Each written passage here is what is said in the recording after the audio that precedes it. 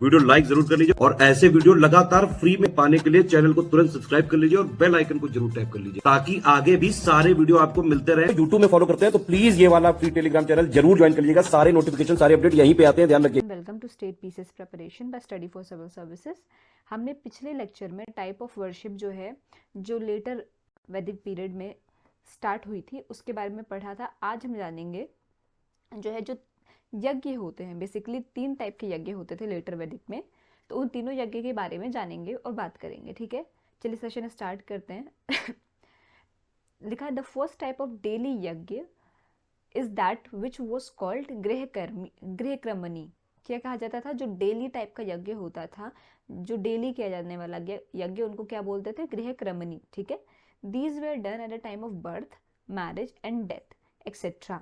अब ये किन किन टाइम पे एक टाइप ऑफ डेली यज्ञ ने क्यों कहा गया? क्योंकि ये कभी भी मतलब ऑन अ डेली बेसिस आप कर सकते थे और ये बेसिकली कब किए जाते थे? ये बर्थ के टाइम, मैरिज के टाइम या किसी की डेथ हो गई एक्सेट्रा, मतलब कुछ इवेंट्स हुए जो आपके नॉर्मल लाइफ के होते हैं तब ये किए जाते थे और इन्हें कहा क्या जाता था? गृहक्रमणी। ठीक है, अब इनमें जो चीफ होता था, ठीक है, इन यज्ञ में, इन डेली टाइप के यज्ञ में जो चीफ होते था उस वाले यज्ञ को क्या कहा जाता है था? उसको कहा जाता था पंच महायज्ञ। क्या कहा जाता था? पंच महायज्ञ।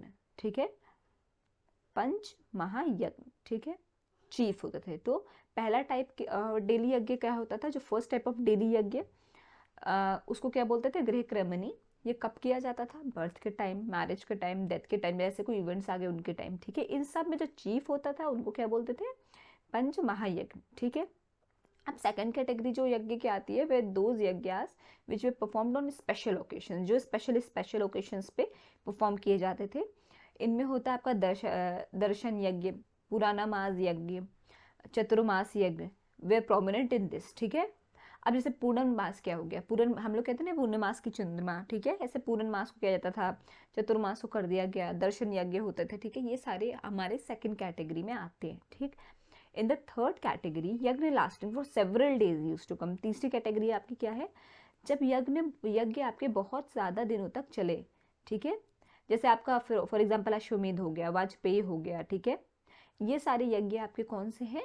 आपके सेवरल डेज चलने वाले, मतलब एक दिन में खत्म होने वाले यज्ञ नहीं है। तो in the third category yajnas lasting for several days used to come along with the king. The subjects were also included.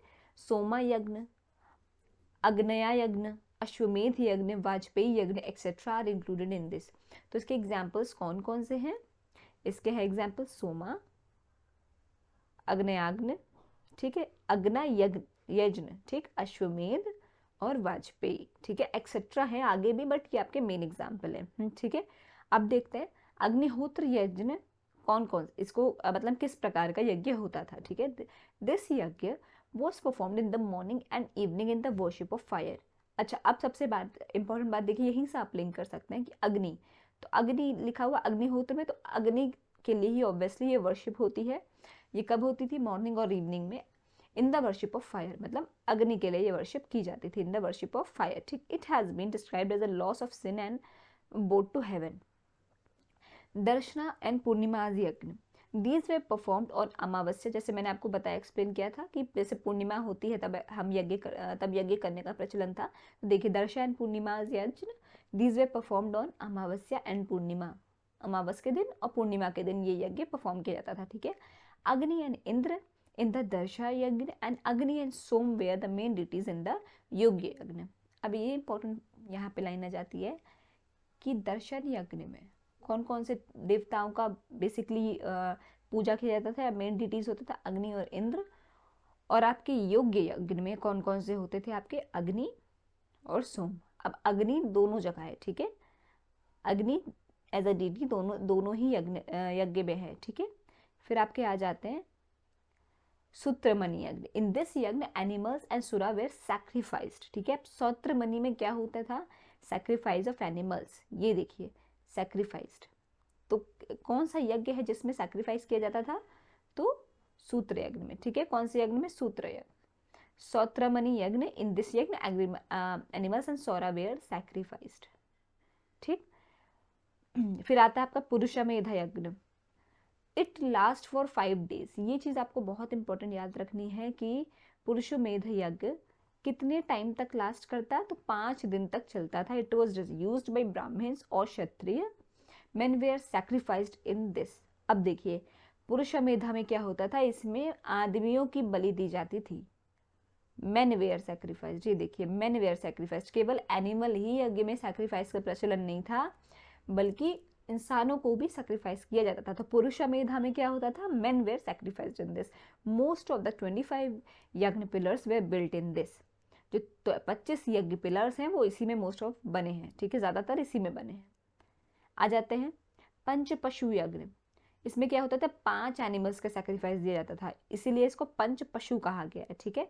There was also human with sheep, goat, horse and a bull in it. अब देखिए यहाँ पे क्या क्या included है, यहाँ पे चारों एनिमल नहीं है। अब इंसान क्या होता है? वो भी तो एक तरह का जानवर है। तो ह्यूमन के साथ शीप, गोट, हॉर्स और बुल, तो हो गए 5 जानवर, ठीक। तो उसमें सैक्रिफाइस होते थे, इसको क्या कहते थे? पंच पशु। अब अश्वमेध में क्या होता था? The king used to perform this yajna to expand his range. अब अश्वमेध यज्ञ का मतलब क्या था, क्यों किया जाता था? ये किंग परफॉर्म करते थे एक तरीके से अपने राज्य के प्रचार प्रसार और उसको और एक्सपैंड करने के लिए, ठीक है। दिस वेंट ऑन फॉर 2 से 3 दिन तक चलता था।